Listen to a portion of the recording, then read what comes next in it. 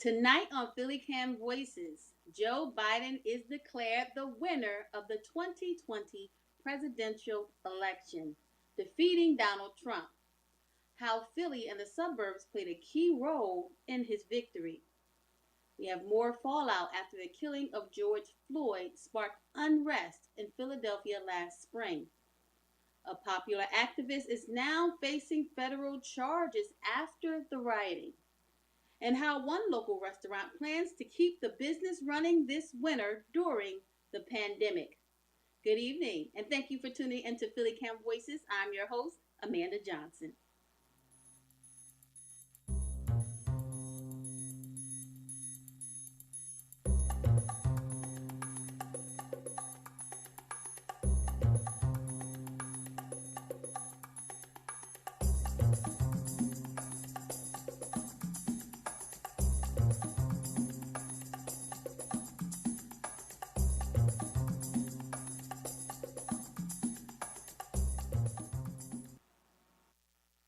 We begin with the unrest in Philadelphia following the killing of George Floyd. Businesses were looted and police vehicles were set on fire. Now, popular activist Anthony Smith is facing federal charges stemming from the violence. Chantel Belafonte reports. Federal authorities have charged Anthony Smith, a prominent West Philadelphia activist, with two counts of arson, aiding and abetting, and obstruction of vehicle by means of fire on May 30th. The incident occurred during unrest in the city following the killing of George Floyd. Smith is also a social studies teacher and one of the organizers for Philadelphia Coalition for Racial, Economic, and Legal Justice. Philly for Real Justice is in the middle of a civil rights lawsuit with the Philadelphia police in response to racial injustice. U.S. Attorney William M. McSwain held a press conference announcing the charges and reminded protesters that engaging in criminal behavior and acting out of violence will be met with severe consequences. There were a lot of people that were surrounding these vehicles that were destroyed or torched, and anybody that we can identify that had a role in that, and that we can positively identify and the evidence points to, we will charge. And so these are ongoing investigations. It's possible there could be more defendants who are charged in either case. McSwain said Smith was not targeted by his office.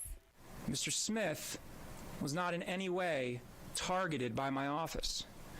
I knew nothing about Mr. Smith or his affiliations until the investigation was nearly complete and the proposed charges had been written up by dedicated and capable career federal prosecutors. We do not investigate people at the U.S. Attorney's Office. We investigate alleged criminal behavior. According to Paul Hetznecker, Smith's attorney, his client's charges stem from Smith throwing paper into an already burning vehicle. In my long experience, the way in which the government attempts to try to rope in or connect individuals that have very little to do with the underlying crime with the underlying crime itself and the principal meaning the person who did the crime. So the principal person charged who started the case. And according to the government, as we stand right now, they don't even know who started the fire. What they are alleging is that someone threw a flare into the police vehicle, and then others provided combustible materials, and they've accused Anthony of throwing paper into the vehicle. In Hetznicker's experience, a crime like Smith's should not skip state level and enter federal jurisdiction. Hetznecker has represented hundreds of activists and protesters over the course of his career. Until 2016, the federal government did not get involved with arresting protesters in Philadelphia. What they're doing is they're essentially saying, we're going to stick our long arm, our powerful federal arm, and grab these state cases. And they're doing so, they're adopting these cases simply because they're a part of a protest movement, a broad, historic social justice movement and quest for racial justice. They are selecting, in my opinion, based on a political decision, to charge those who have some connection or alleged to have some connection to the burning of a police vehicle. So to me, this is a very dangerous use of the government's power, the federal government's power to criminalize dissent and to criminalize what would typically be, or to federalize what would typically be a state court crime. Taib Smith, principal of Little Giant Creative, says that Smith's case landing in the federal jurisdiction fits in line with Elijah Muhammad and Martin Luther King Jr.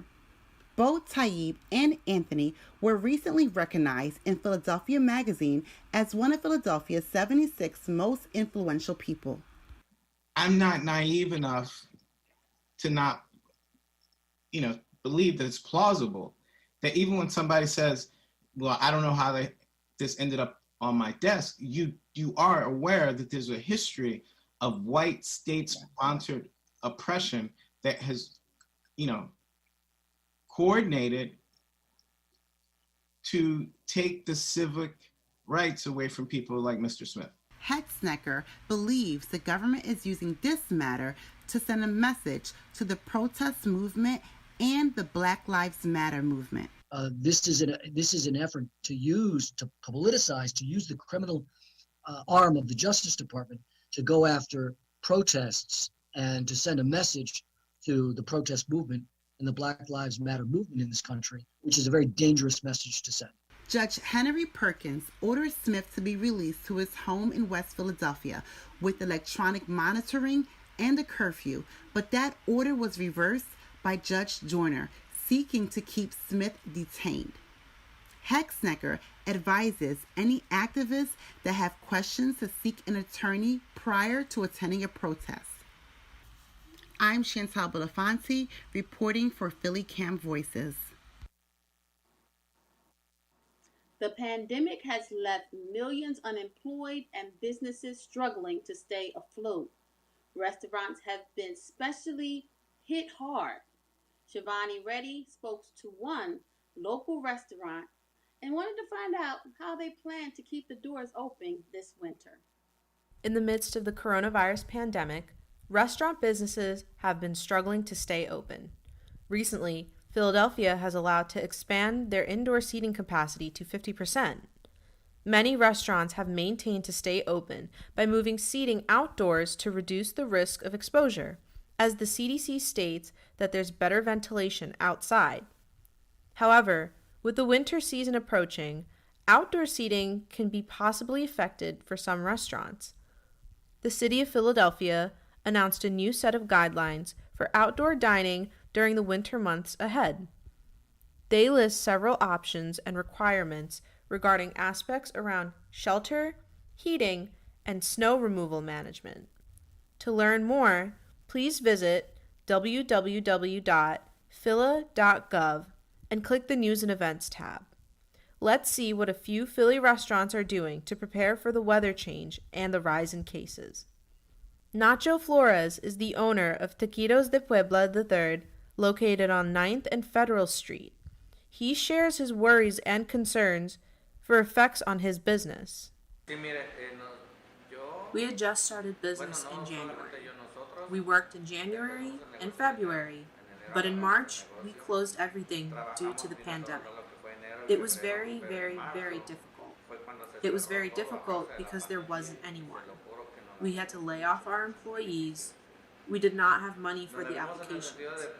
For example, outdoor dining is safe, but it is very expensive, right? But we would have to put in a lot of money for it. We didn't do it because no one was coming. And so, in cold weather, nobody wants to eat out. Therefore, we had no reason to set it up if we're having the same business flow. We would be paying more insurance for something that wasn't going to even happen.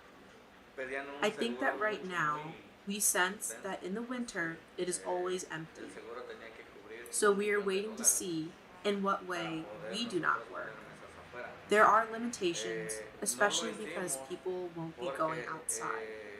Flores isn't the only one who's facing problems for the upcoming weather change. Fergie Carey is one of the owners of Fergie's Pub, located on Sansom Street between 12th and 13th Street. 2019 was our busiest year ever. It was, after 25 years, it was the busiest year ever.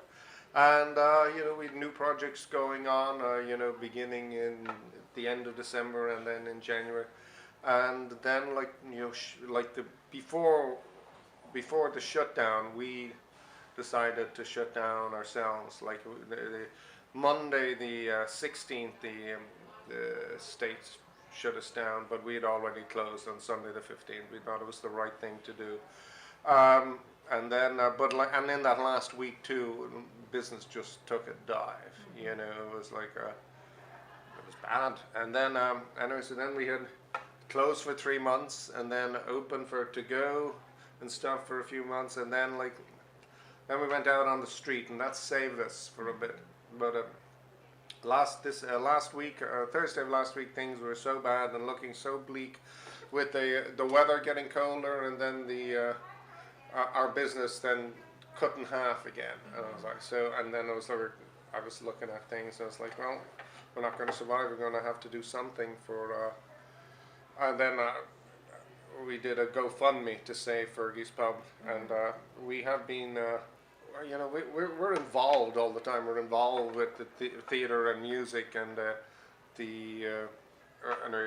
everybody gave back. It was beautiful. We wanted to raise $30,000, which we thought was the bare minimum. We raised that in 18 hours, and then we extended up to 60, and we've since hit that. We're over at around 63,000 right now. I'm not looking at it as much now because I'm distracted by this election. So now we're in a position to survive a few wintry months, because that's where we just, you know, the people are not comfortable coming inside for the most part. Still, we are allowed 50% capacity, but we haven't opened upstairs yet because people are not coming in. Like, you know, they're not, and then like even when it's cold out, people want to sit outside. So. And we have to play the heater game outside and stuff like that. How do I think pandemic and winter is going to affect my employees? It's going to make them poor. This is what we're expecting. You know, people are not comfortable, and a lot of people are not comfortable coming inside yet. And but then, I mean, everybody's building shelters outside their restaurants and bars. But I don't know. I haven't really gone that far yet, but I have limitations outside. I can only do so much. But it's I don't want to basically sit outside, and I don't want, especially if I'm having a nice meal. I don't want to spend money and then sit on Broad Street outside Capitol Grill. I want to be inside. There are many worries that many restaurant owners are facing. Who knows what harsh conditions may come this winter season? For PhillyCAM Voices, this is Shivani Reddy. Joe Biden and Kamala Harris are declared the winners of the 2020 presidential election. Pennsylvania pushed them over the top with 273 electoral votes to win. This weekend, they accepted their positions as president-elect and vice president-elect in Wilmington, Delaware. But President Trump has not conceded and vows to fight the results. For more on the election, I have two guests. Joining me now is Voices reporter and WPPM radio host Dennis Link. Also joining me is Vincent Thompson. He is the owner of the public relations firm Thompson Media Man Communications. He has also been a long-time political observer and reporter in Philadelphia. Welcome, fellas. Thank you, Amanda. Thank you for having us on. So let's get started. We know that this has been the buzz. We waited patiently for days to get a response. So first, Joe Biden and Kamala Harris are declared the winners, but they are still counting votes. Can you kind of just explain for the viewers, what does that mean? I'll start. Basically, the big thing about this election that's unusual is most people are used to an election where you vote at a machine and a city can quickly get the results back. And remember, these are still unofficial results. Most states do not officially categorize their results or claim them until about 15 to 20 days after the actual election. The thing that has made this election harder than most is because of COVID and because many states started mail-in ballots for the first time. You are actually counting mail-in ballots. And just imagine how long it takes you when you're at home looking through your mail. You have to open up the envelope, you got to open up the thing, read it. That's the same thing that's happening across the country. So, you mail in a ballot, you have to open up the ballot, you have to flatten the paper ballot, you got to make sure you can see it to make sure there's no mistakes or a part's not ripped. And then you have to put it through the machine to actually count the ballot. That's time consuming work. And in a lot of states, they're not allowed to start counting the ballots until the morning of election day. So in Pennsylvania, for example, when you have 12 million people who live in a state, and let's say 5 million people actually voted, millions by mail, millions in the polling place, it takes a lot to count those ballots. So that's why it's taking so long. So there's no nefarious issues, there's no hidden agendas. It just takes a long time to open up mail ballots and count. All right, Dennis. Yeah, and Amanda, so just to give you, I was just going to say that where things stand now, and this information might be a little bit dated, just in the sense that I pulled most of it last night. But as of last night, there was 80,000 mail-in votes still to count. And there was still an additional 105,000 provisional ballots to be counted. And just to let people know what those are given to people who show up at the polls. And if there's a question about their eligibility to vote, and they can't resolve it there, they allow the person to vote and record their choices and then resolve it later. So we still have a bunch of those. And as I understand it, I believe there are still some military overseas ballots that came in that they still have to count. So we, as of, last night we were talking about still 190,000 ballots left, which is 98.4% of the statewide, count. So we're pretty close to the end, but we still have, some counting that they have left to do. Wow, that is a lot of counting that has to continue. Now, Dennis, in your opinion, what does Biden declaring victory mean for the country and for our region? Well, I think for the country, it doesn't mean that much in the sense that although Joe Biden is the declared winner, and it surely looks like he will be inaugurated as president of the United States in January, the Democrats did not do well nationwide in other respects. So, for instance, if you take a look at the House of Representatives, and that has 435 members, and the count going into Election Day, I believe, was the Democrats having an advantage of 232 seats to the GOP was 197. And I believe there were some vacant seats in there as well. So the GOP needed a net gain of plus 21 to get to the 218 that you need for majority. And it looked like a tall order. It didn't look like they had any chance. And as a matter of fact, many experts were believing that Joe Biden was going to wipe out Donald Trump nationwide. And that was also going to mean that the Republicans were going to lose even more seats in the House. But as it stands now, they've actually gained seats in the House. So right now they're at 200. And in the 10 remaining competitive races that are still too close to call in terms of the House, the GOP is leading in 9 of them. So we don't think that they'll necessarily win, all 9 of those seats, but we're looking at they're at 200 now. And they could, maybe, get up to, 207, 208.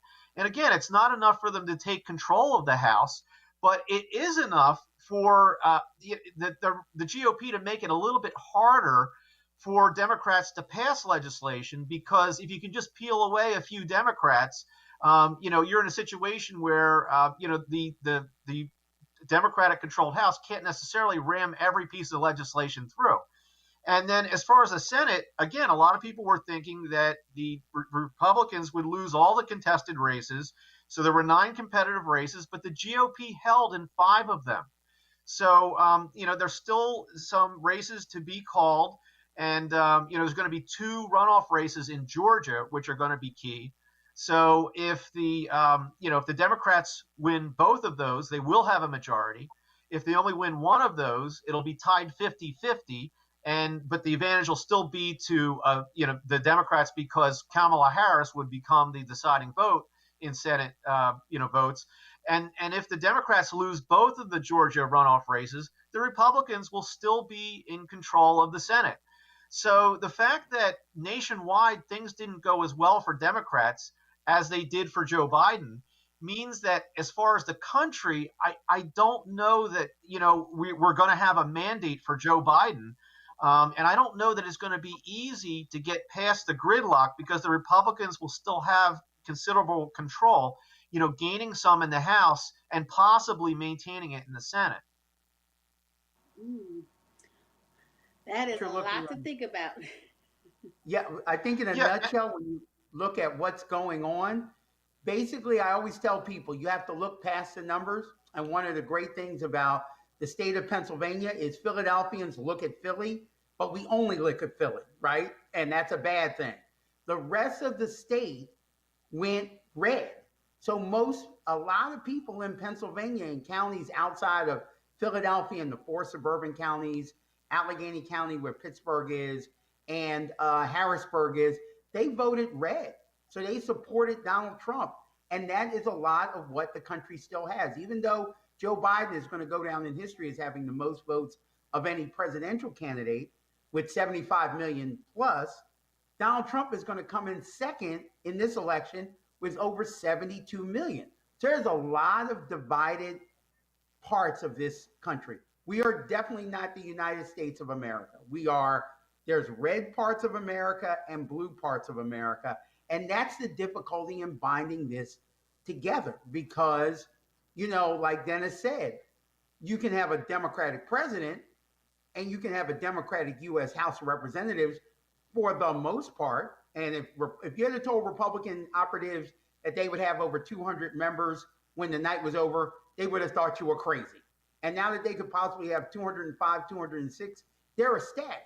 And you're going to have a Republican, you're most likely either going to have maybe a Republican-led U.S. Senate, or you're going to have a 50-50 U.S. Senate. So that means there's a lot of gridlock that's going to happen. So I tell people all the time, you might have a new president because a lot of people didn't like Donald Trump, but don't think that Trumpism isn't going to last in America.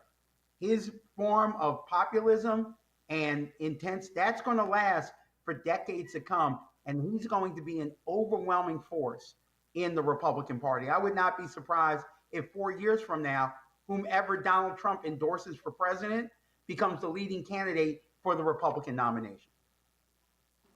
Yeah, and Amanda, another factor was that another factor was a lot of Democrats were excited about the possibility of taking the state house, of flipping that from Republican to Democrat. And there were a lot of races that Republicans had to try to defend statewide. And so what's important about that is if the House is in Democratic control, and if, they were also trying to get the Senate, that can help in terms of funding that comes towards Philadelphia. And that can help in terms of Philadelphia having more independence on things such as, having their own gun control laws, which right now they can't. The state has to, approve those things. So that was why that was really important. But that didn't go the Democrats' way at all either. So not only did, the Republicans retain control of the state house, but it looks to me now that the Democrats may actually lose a couple of incumbents. And, and then I think the Republicans gained one state Senate seat. So in terms of, in Pennsylvania, things got no easier for Democrats. I mean, there is a Democratic governor, but in terms of the legislature, that really didn't change at all. And like Vincent was saying, we're going to have gridlock at a national level, as it appears right now. And we're probably going to have continued gridlock here in Pennsylvania because of the fact that, there were a lot of red counties, like Vincent said, that stayed red, and that helped those local people. And it also, in terms of the 3 statewide races, it looks like Josh Shapiro is going to win re-election as Attorney General. In fact, I believe he's been called. But the Republicans, it appears, have won the Auditor General race, which is a statewide race. And right now, Joe Torcella, the incumbent Democrat, looks like he, is on the outside looking in and might lose that race for treasurer. So what the Republicans tried to do was focus on the southwest and the west part of Pennsylvania, because that's trending a little more red. So they figured, okay, we'll put all of our resources there and try to win in that area. As the southeast part of the country, the part of the state is going bluer and bluer with Philadelphia and those ring counties. All right, Vincent. Pennsylvania was key to Joe Biden being declared the winner. How important was the voting in Philadelphia and the suburbs, and how important was that black vote? Oh, always in Philadelphia. I mean, African American voters are key in the Democratic Party, not just in Philadelphia, but African American voters are key to the Democratic Party nationwide. So if you go to cities like Detroit, New York, Minneapolis, you also go to places like Milwaukee. The black vote and black folks are critical in the Democratic Party. But a winning strategy in Pennsylvania is you got to do well in Philadelphia, right? You have to do well in Philadelphia. You've got to do well in the collar counties, Bucks, Chester, Montgomery, and Delaware. Remember, Donald Trump did very well in Bucks County. So that's an important thing to see. You do well up in Lehigh Valley, the Lehigh counties, those kind of areas. You do well in the center part of the state, and you do well in Allegheny County. And those large population centers kind of offset the red parts of the state, the middle parts of the state, that kind of thing. The thing that helped Joe Biden this year was he did well in the parts of the state that he had to, and he did better than Hillary Clinton in the red county. So a good example, let's say Donald Trump won Clarion County. I'm just coming up with a number. There are 15,000 voters. He got 10,000, right? Hillary Clinton 4 years ago might have gotten 2,000. But because Joe Biden got 5,000, those kind of incremental numbers across the state of Pennsylvania help out a huge in Pennsylvania. So it's critically important. But like I tell people, you look at a map of Pennsylvania, look at the individual counties, and we're still a mostly Republican state. And take away the counties of Philadelphia, the suburbs, and you take away Pennsylvania, you take away Pittsburgh, as a political expert once called it. There's Philadelphia and Pittsburgh with Alabama in the middle. We're still very red, very Alabama, very conservative, and that's something that's going to have to last past this presidency and throughout. You cannot underestimate that red in the center part of the state and the thinking of the center part of the state as it impacts the state house, the state senate, and it impacts the governor. I always tell people, if you live in Philadelphia, go outside of Philadelphia to learn Pennsylvania. Okay. Now, our time is almost up. So I'm going to ask one quick question from each of you. Vincent, does Trump really have a leg to stand on with these lawsuits? And Dennis, do you think there'll be a smooth transition? So you first, Vincent, and then we'll wrap the show up. To both questions, the answer is no. Okay. Yeah. So as far as the legal action, I think the Trump campaign's best strategy is related to the late votes that came in, because the state law and the state have to prescribe what the election rules are. The legislature does that. The Supreme Court of Pennsylvania is the ones that extended that 3-day period. And so I'm thinking that they could be successful if they get to the U.S. Supreme Court in trying to get those late ones thrown out. But yeah, as far as a smooth transition of power, I think it's going to be kind of bumpy. All right. Thank you so much. And thank you for tuning in to PhillyCAM Voices.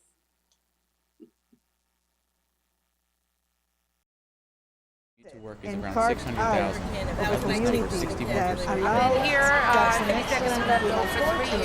Mantua community of West Philadelphia. That I had to tell about my community and my people. People are saying, I'm here, I'm alive, I exist. I live up there. I live up there. I live up the street. I live right there. I live up there.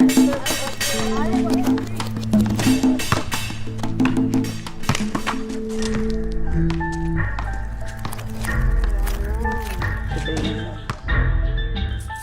Here to